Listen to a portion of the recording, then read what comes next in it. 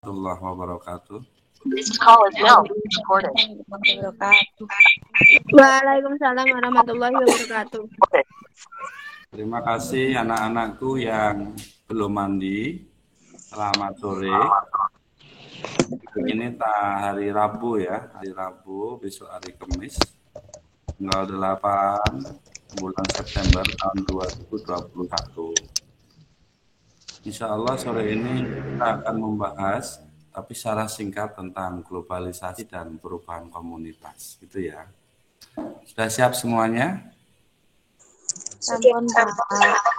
Ya. Terima kasih. Saya akan menjelaskan tentang konsep globalisasi, kemudian saya akan menghubungkan globalisasi dengan komunitas yang mau tidak mau harus berubah. Setelah itu, saya akan mencoba untuk memberikan gambaran tentang bagaimana sikap generasi muda, khususnya kalian, di dalam menyikapi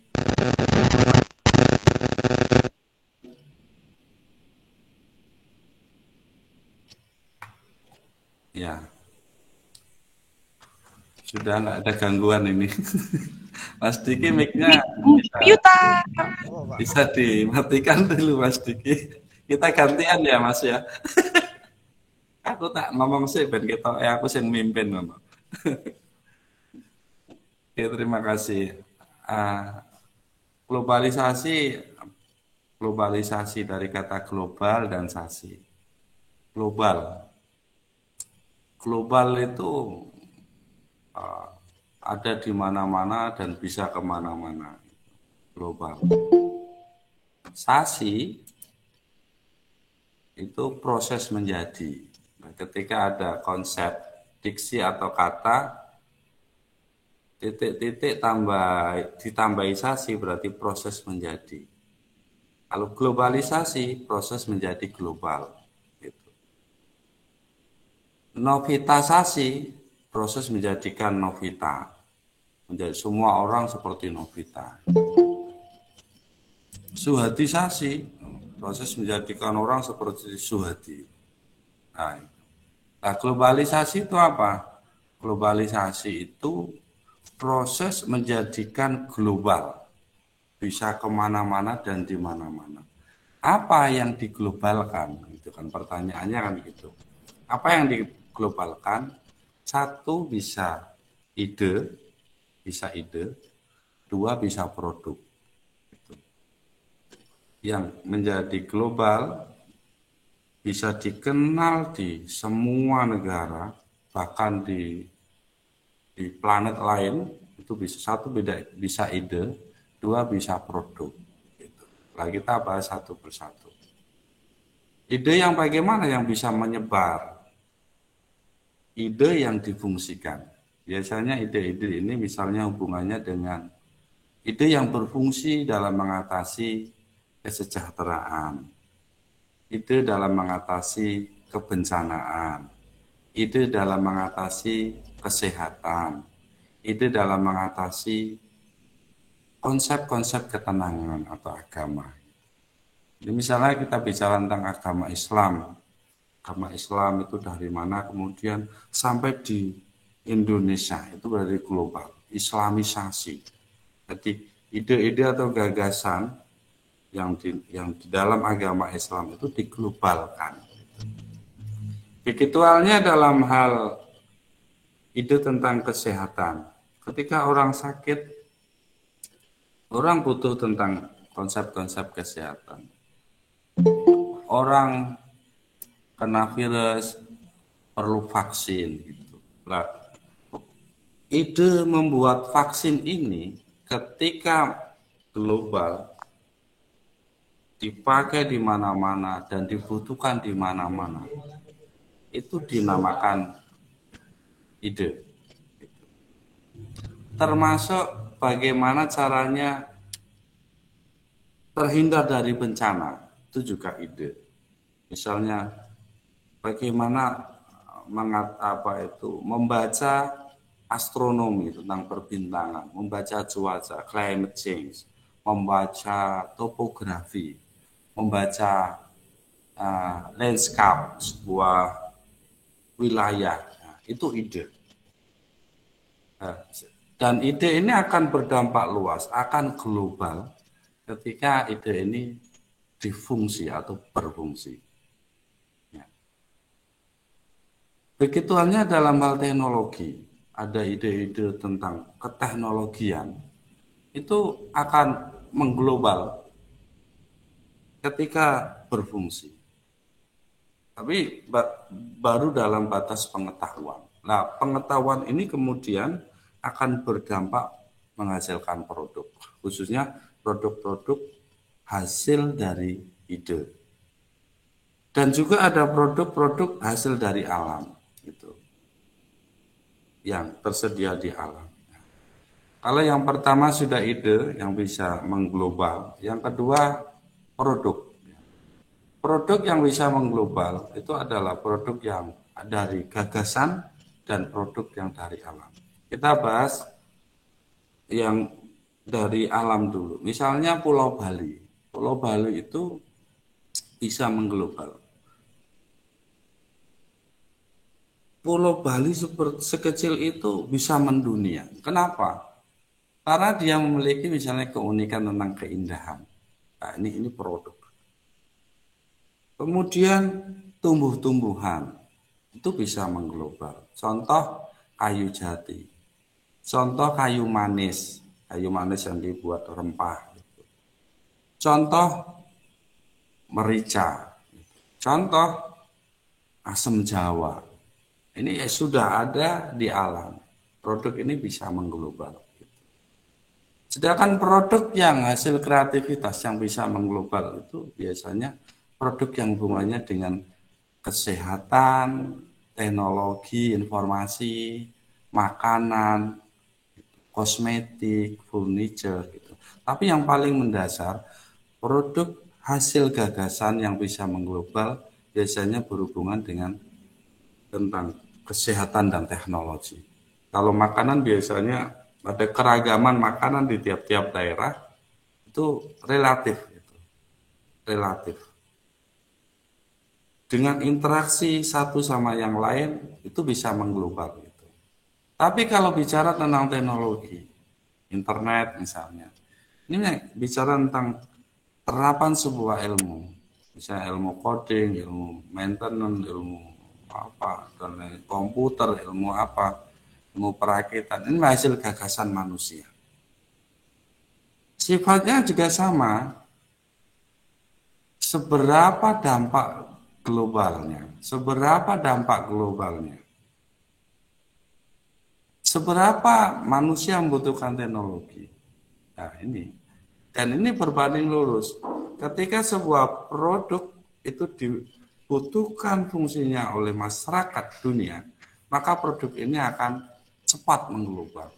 Contoh komputer, HP, internet, televisi, alat-alat elektronik yang lain, informasi, teknologi komunikasi yang lain, itu cepat menyebarnya.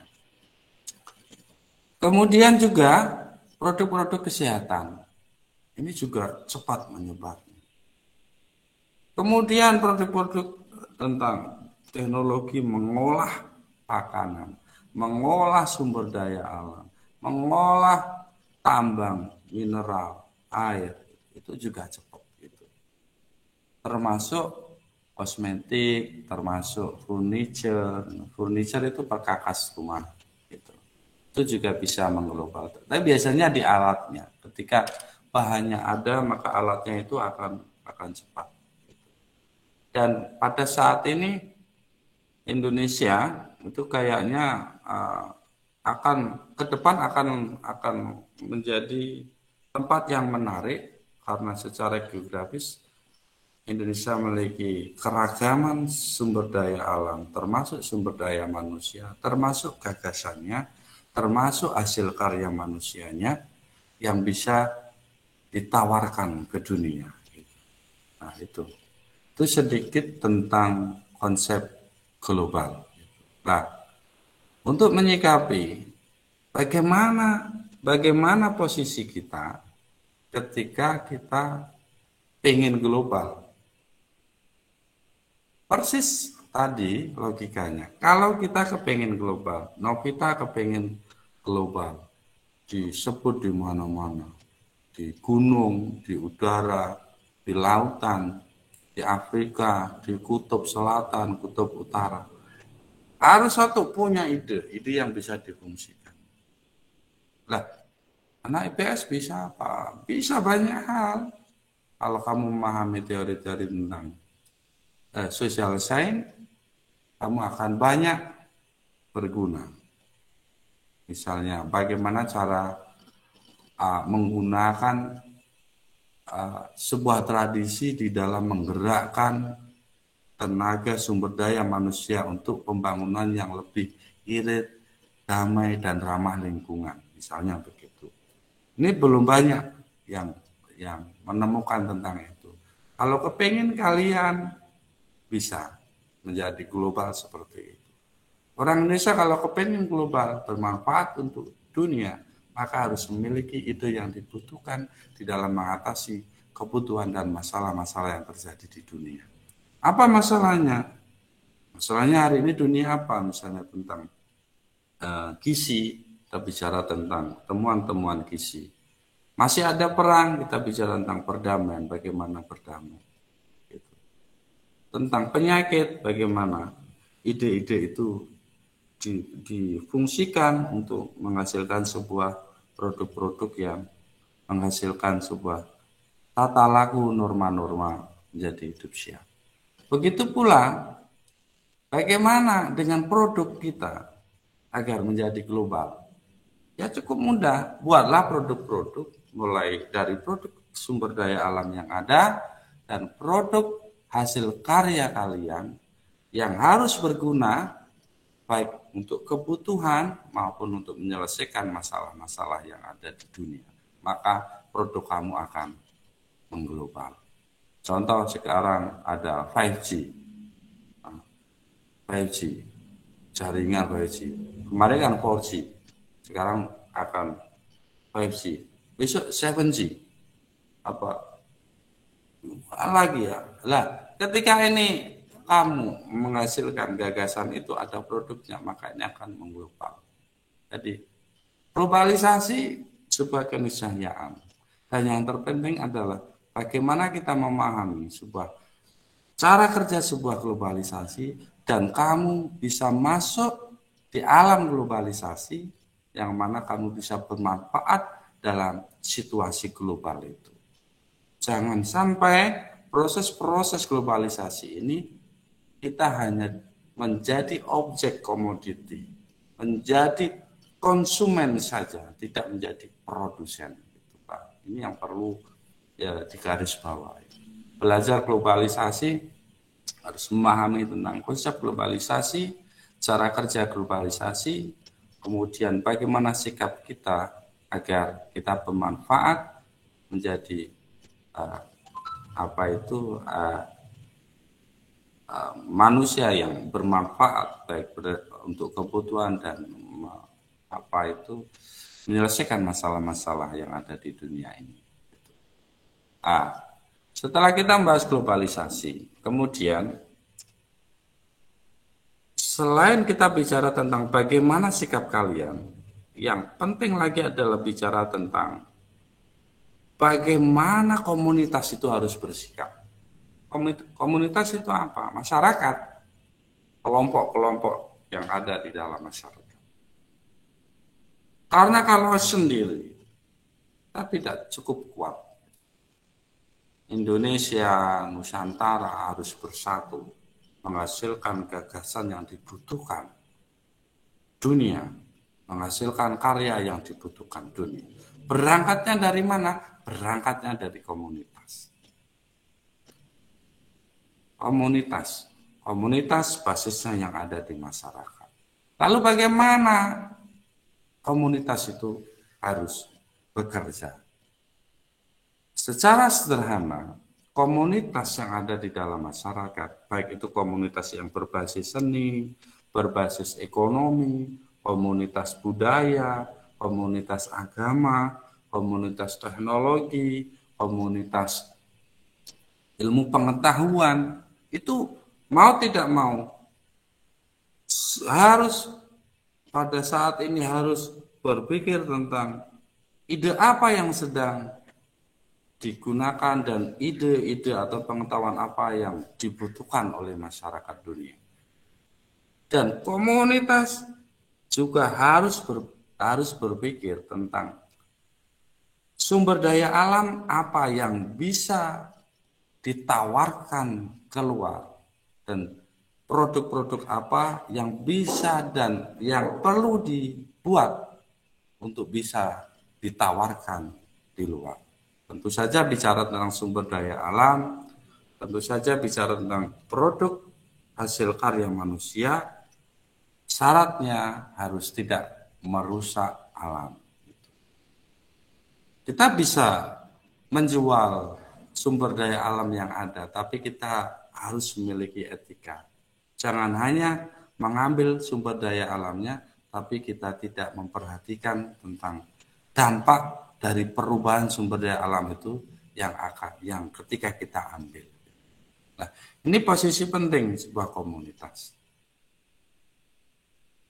Komunitas-komunitas tentang keagamaan harus bicara tentang bagaimana memunculkan sebuah gagasan-gagasan berbasis keagamaan yang menenangkan, yang membuat orang nyaman, yang membuat orang terlindungi. Komunitas-komunitas yang berbasis ekonomi juga harus berpikir tentang bagaimana menghasilkan sebuah ide maupun produk yang mensejahterakan masyarakat.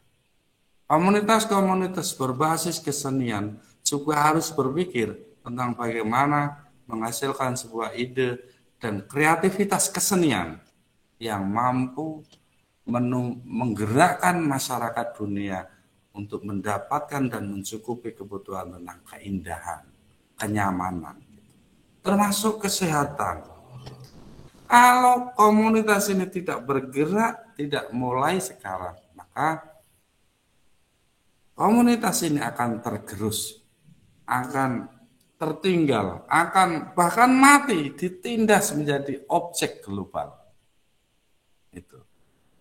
Kalau kita bicara tentang bagaimana persaingan, kita bicara tentang bagaimana produk-produk yang kita makan, yang kita beli. Gitu.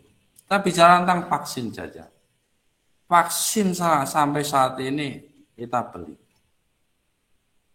Ada vaksin Nusantara, tapi secara legal belum disuntikkan ke masyarakat. Itu beli. Pakai apa? Pakai uang negara. Maksudnya apa? Maksudnya yang untung itu yang buat vaksin itu. Karena vaksin itu menjadi barang global dibutuhkan. Gitu. Nah, kita yang memiliki kekayaan yang cukup luar biasa, di mana kita sebagai negara kepulauan, lautan banyak, hutan juga banyak, ikan kita banyak, berbagai jenis tanaman yang memiliki kandungan makanan dan obat-obatan yang cukup berlimpah. Ini sangat menjanjikan untuk menjadi barang-barang global. Berangkatlah dari komunitas. Nah, komunitas-komunitas ini harus bersikap. Jangan hanya 17-an kita nanggap ketoprak saja. Ya itu penting melestarikan. Tapi tidak berhenti di situ. Komunitas ini harus didorong untuk memiliki konsep global, baik ide maupun sumber daya alam untuk dihasilkan, untuk dipamerkan serta hasil karyanya. Sudah saatnya ini. Tapi saya melihat ini sudah banyak untuk komunitas-komunitas. Kayak di Lasem itu ada komunitas Lasem Heritage yang mengglobalkan batik Lasemnya. Kemudian di Jogja, kemudian di Aceh, di Kalimantan, itu sudah banyak. Tapi kalau di konteks desa, konteks masyarakat itu belum banyak yang komunitas yang memiliki pemahaman sikap global dan bagaimana bersikap. Saya kira itu menjadi titik dan poin penting dalam materi globalisasi dan perubahan komunitas pada sore kali ini. Itu dari saya. Selanjutnya silakan untuk merespon, bisa menyanggah, bisa bertanya, atau bisa tersenyum-senyum juga boleh. Silakan.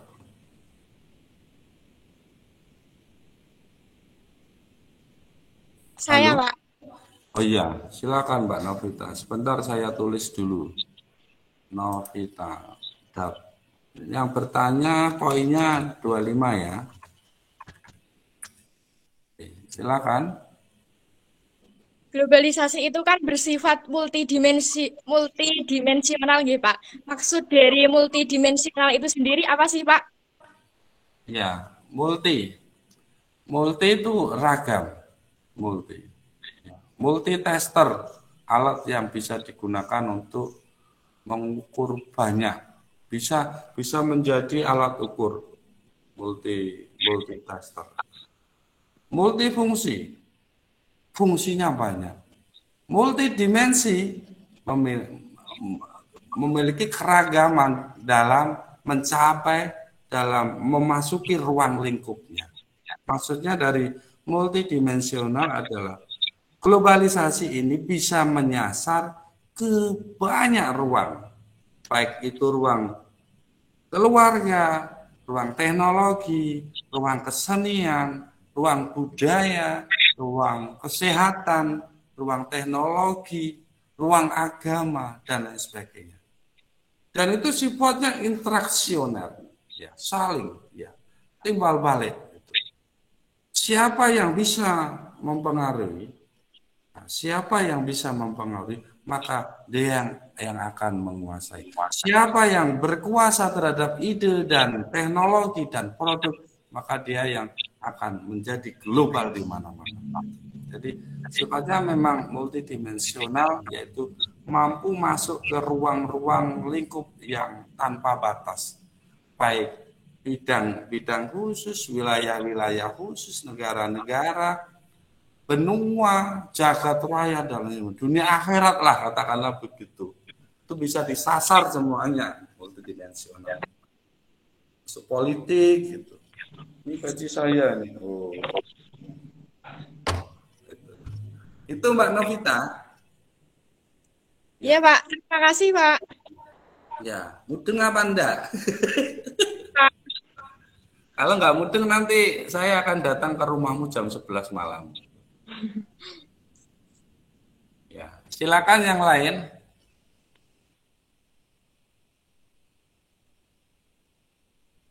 Nggak ada. Kalau nggak ada itu, satu mungkin nggak mudeng.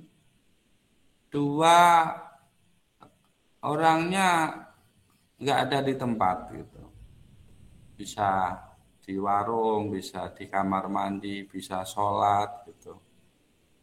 Ya, kita munculkan semua kamera ya, kameranya di on ya. Silakan kameranya di on. Ya. Ya ada yang ya, ayo di mana? Wah, jilbabnya. Ya. Itu. Mbak Windy jalan-jalan kemana itu? Oh, dari ruang tamu. Ya. Oke, saya akan meluncurkan beberapa pertanyaan. Selamat datang Mas Torik. Saya akan memunculkan beberapa pertanyaan. Nanti siapa yang menyambar nanti dapat poin 25. Itu ya. Aku kok wis ngelih ya, urung mangan gitu ya. Itu. Ya. Pertanyaan pertama. Produk sumber daya alam apa yang kalian ketahui milik Indonesia yang bisa dipasarkan ke dunia? Ayo, siapa yang bisa? Produk sumber daya alam apa yang bisa mengglobal, menembus multidimensional, semuanya butuh tentang produk itu, dari produk itu. Yo, siapa? Kalau nggak ada yang jawab, saya yang jawab loh ya.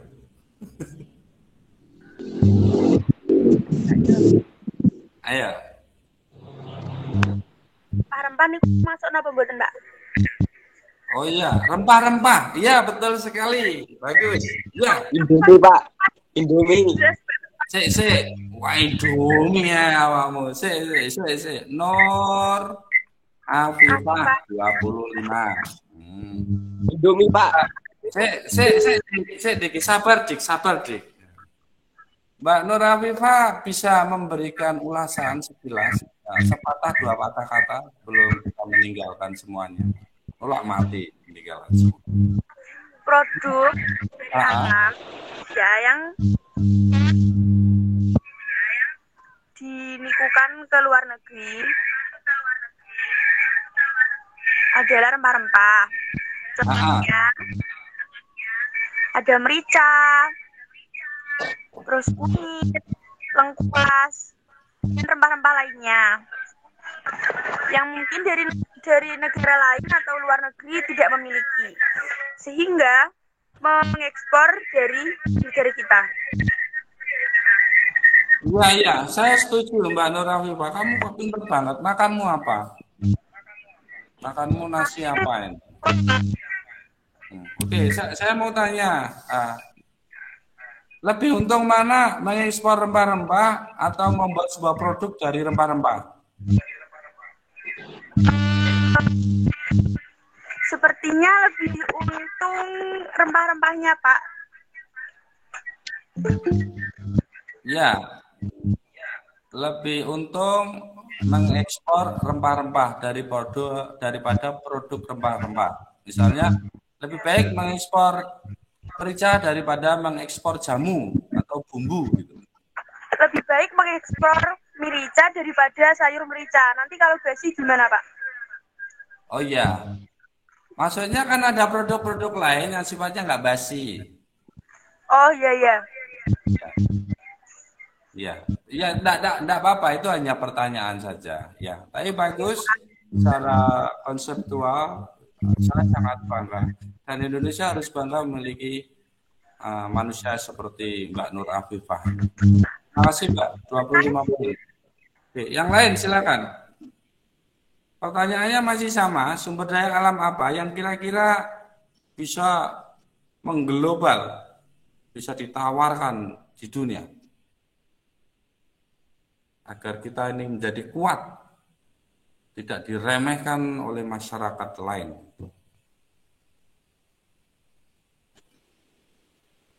Halo, ini pada kemana ini?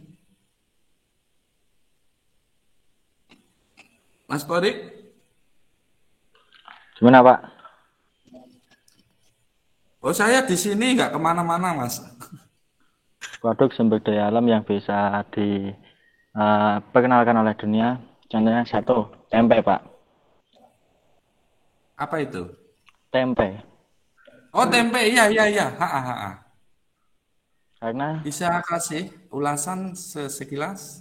karena di Indonesia sendiri cara pembuatan tempe sudah banyak diketahui, tapi kalau di luar negeri mungkin belum sudah ada yang mengetahui tapi tidak ingin diperkenalkan. Makanya tempe juga bisa diekspor pada luar negeri. Malahan ada penelitian bahwa yaitu Tempe? pencatatan bahwa di Mars itu ada kehidupan atau tidak itu menggunakan tempe, Pak. Apabila tempe tersebut bisa berhasil jadi di Mars, maka di Mars boleh adanya kehidupan itu, Pak. Iya, saya setuju. Apalagi di Jepang kalau tidak salah itu harganya satu tempe itu kisaran 135.000. Iya, Mas. tempe menjadi produk kebanggaan dari Nusantara, dari Indonesia untuk dunia gitu. Ya, dan saya tambahi ya Mas, selain yang disampaikan oleh Mas Torik bahwa kenapa tempe itu bisa mendunia? Karena di dalam tempe itu mencukupi kebutuhan protein masyarakat dunia dari bahan yang ramah lingkungan atau nabati. Prosesnya yang cukup mudah dan kandungan protein nabatinya yang juga sangat mudah. Dan apalagi kita ngomong tentang hasil olahan ya Mas Torik ya. Kita ngomong tentang tempe goreng. Sama apa itu? Tempe yang dibalut dengan tepung namanya apa? Mendoan, Pak. Oh iya, Nur Afifah paham juga. Mendoan gitu. Mendoan. Nah, ini keren gitu. Iya, iya. Mas Torik 25 poin. Terima kasih, Pak. Ya, sama-sama. Oke, silakan. Apakah ada lagi? Saya, Pak. Kameranya diaktifkan ya, Nduk Cahayu. Ya. Wahyu ning ngono lho. Kopi, Pak. Mas Torik iki. Kopi. Kopi bisa mendunia. Coba jelaskan, Mbak Dewi. Dewi. Nah, aku ingat lagunya itu. Soalnya kopi itu juga yang populer di dunia juga. Soalnya banyak yang suka kopi juga kan. Dan Kayak itu Indonesia. Kopi juga di luar negeri banyak juga yang kayak membuat kafe yang isinya lebih ke kopi. Iya. Ya, dan banyak komunitas perlu ya, komunitas itu concern juga di produk-produk seperti kopi untuk dikemas demikian rupa. Iya, Pak. Di desanya Mbak Dewi ada kopi? Ada, Pak. Warung kopi. Oh, warung kopinya, maksudnya yang tumbuhan kopinya ada? Nggak ada. Oh, nggak ada. Warungnya milik Mbak Dewi atau milik tetangga? Bukan tetangga, Pak. Oh, kalau milik Mbak Dewi, nanti saya sama Torik meluncur ke sana malam ini. Ibu saya tuh nggak jual kopi. Mbak Dewi Lantika ya, 25 poin. Oke, terima kasih. Ya, sama-sama. Ada yang lain? Saya, Pak. Oke, Novita, silakan. Hasil tanamannya. Biar saya tidak suudon, ini ada teknologi robot, gitu. Wajahnya perlu dimunculin.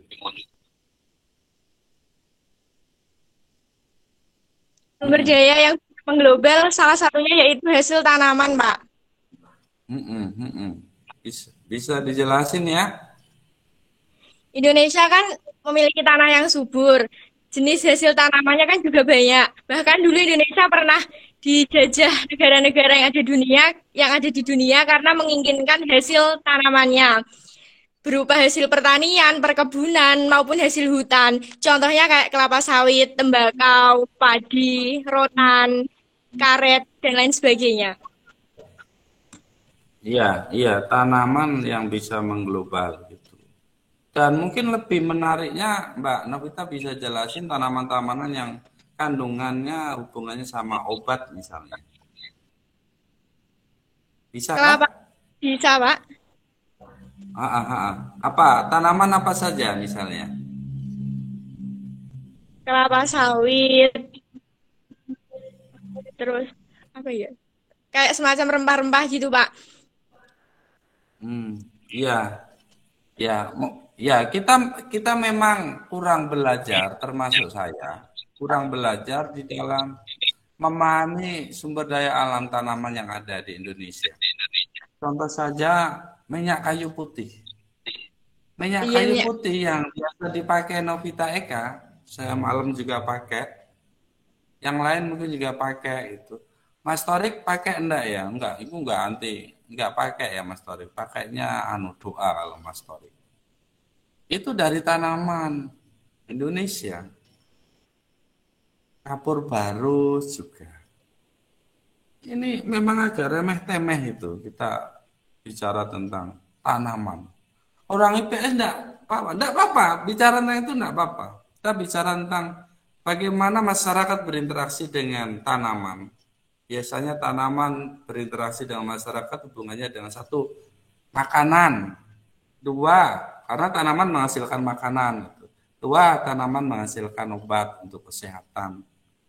Atau lagi, tanaman digunakan untuk lifestyle, ya, gaya hidup. Rumah-rumah itu banyak tanaman itu. Itu juga, ke the box saja, kemarin keluar di TikTok itu. Tik gitu. Itu satunya 30.000. Ekspor ke luar negeri, ketebok. Kenapa? Kandungan ketebok itu bisa mengeluarkan racun. Dia menjadi toksin. Apa itu? Detok ya, detok. Ya kemarin Mbak Novita buat detok ya. Detok dari detok atau detol? Detok ya. Detok, Dari Pak. dari apel. Nah, ini ketebok itu di jus gitu. Ngejusnya nggak jus ya. Nggak tahu suaranya kayak apa blendernya. Nah, itu akhirnya dipakai. Dikasih ramuan-ramuan dengan ilmu terapan kimia fisika, kemudian diminum. Setelah diminum, orang-orang Eropa itu kemudian detoknya, lemaknya, lemak jahat, yang kelebihan-kelebihan tubuh ini bisa jadi normal. Itu baru ketebok. Itu bayangin itu, di hutan ada jutaan tanaman yang tidak semuanya sudah diteliti. Tidak semuanya diteliti. Maka untuk itu, ini menjadi peluang besar untuk komunitas. Nggak apa-apa, IPS bicara tentang itu nggak apa-apa. Kita nanti akan pinjam ilmu-ilmu yang lain. Tapi bagaimana masyarakat berinteraksi dengan tanaman, masyarakat memelihara dengan menanam, menyiangi, merawat, mengganti yang baru. Kemudian dari proses kemuliaan itu masyarakat mendapatkan buahnya, mendapatkan manfaat obat-obatnya. Nah, ini orang IPS banget, itu kajian IPS banget, khususnya kajian sosiologi, kajian ekonomi, kajian geografi, sejarah, dan lain sebagainya. Kita punya peluang banyak. Sampai kemudian kita menembus batas. Kita bisa bersinergi, bekerja sama dengan natural science. Social science kerjasama dengan natural science. IPA kerjasama IPS, IPS kerjasama dengan IPA. Maka dekat-dekatlah kamu dengan anak IPA. Walaupun anak IPA nggak dekat dengan IPS. Nggak apa-apa. Yang penting kamu memahami bahwa ke depan anak-anak IPS juga butuh IPA, maka dekatilah anak-anak IPA. Pahami teritori sosial dan gunakan jembatan atau alat bantu ilmu-ilmu IPA. Urusan anak IPA belum paham, itu urusan lain. Ya, Mbak Novita 25 poin ya. Tanaman bisa cukup menarik menjadi barang global. Oke. Ada yang lain? Kalau nggak ada, cukup gitu. Ada? Kalau nggak ada sesi foto bersama. Silakan semua kamera dibuka. Semua kamera dibuka untuk saya foto menjadi bukti. Ya, Mbak Nur Afifah, silakan pakai rok dulu. Ya, yo. Sunarse mana Sunarse? Ngising tapi ya iki Sunarse. Tias, wah Tias ayune ngono. Yusuf mana Yusuf? Oke. Wahyu Bangkit mana? Wahyu Rembang Bangkit. Inayatul Ulfa. Cynthia muncul. Cynthia ada di balik lemari. Sekarang udah muncul membawa bola. Bahwa dilempar oleh Torik. Torik dimasukkan oleh Windy. Windy kemudian ke warung. Kemudian makan tempe ya. Velia mana Velia? Alfian Yusuf. Oke. Saya foto ya, semua kamera on. Saya foto 2 kali. Yang pertama, 1, 2, 3.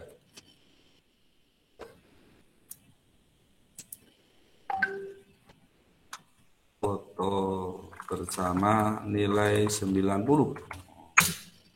Oke, foto yang kedua. Foto yang kedua, 1 pakai senyum. Oh, salsabila nembe bar salat, nembe nyolati sapa salsabila. Senyum semuanya ya. 1, 2, 3. Sebentar, Inayatul Ulfa mematikan kamera. Mic-nya dinyalakan aja nggak apa-apa. Nah. Inayatul Ulfa mana Inayatul Ulfa?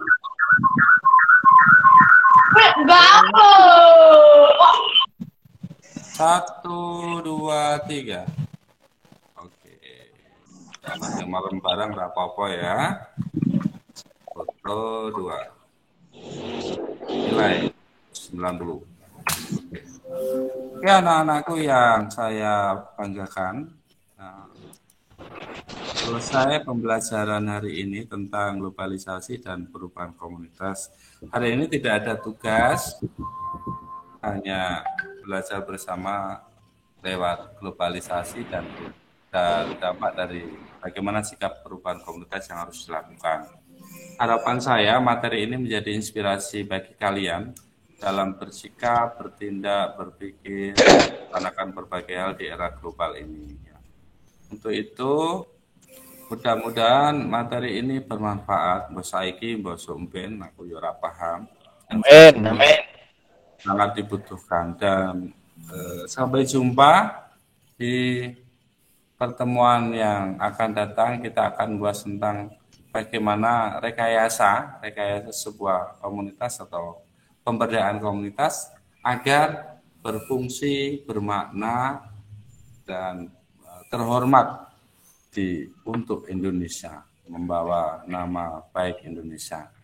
Terima kasih, sugeng sonten, selamat beraktivitas, selamat mandi, tetap kesehatan 3M, yaitu makan, minum, dan mencuci gitu ya. 3M. Mohon maaf semuanya. Assalamualaikum warahmatullahi wabarakatuh. Waalaikumsalam warahmatullahi wabarakatuh.